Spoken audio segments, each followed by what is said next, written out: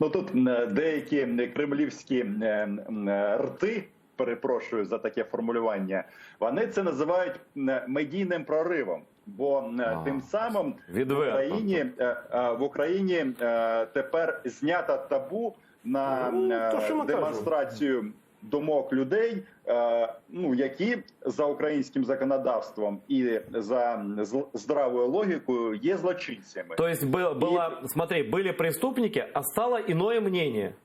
Правильно? Так, звичайно. І вони займаються чим? Це все перепрограмування громадян України. Тобто це такий головна теза, що не все так однозначно.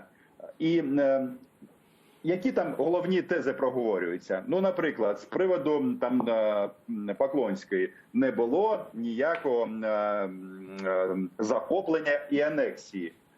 Нам добре говорить хто? Одна з людей, яка фактично стала колаборанткою, порушила присягу, є злочинницею. Другий момент. По Гіркіну. Головна яка теза? Я сам. Мене не відправляв Путін. Коли там був такий тонкий момент, а як же ви перейшли кордон з україно-російський?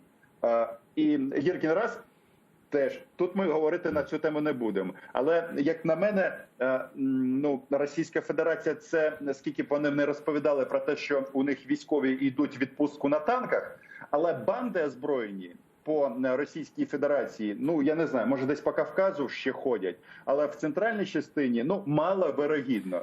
І, знову ж таки, там такі тези, що ось у нас не було зброї, українська армія, вони такі слабкі, вони такі дурні, а потім раз, у нас було 9 ігл, якими ми фігачили по українським вертольотам.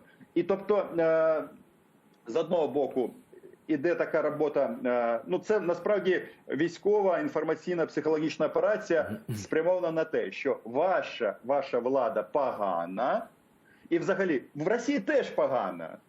І в Україні теж олігархат, і ми давайте почнемо це змінювати, таким шляхом, вбивством українців, але це не злочин, це ми боремося так з олігархами.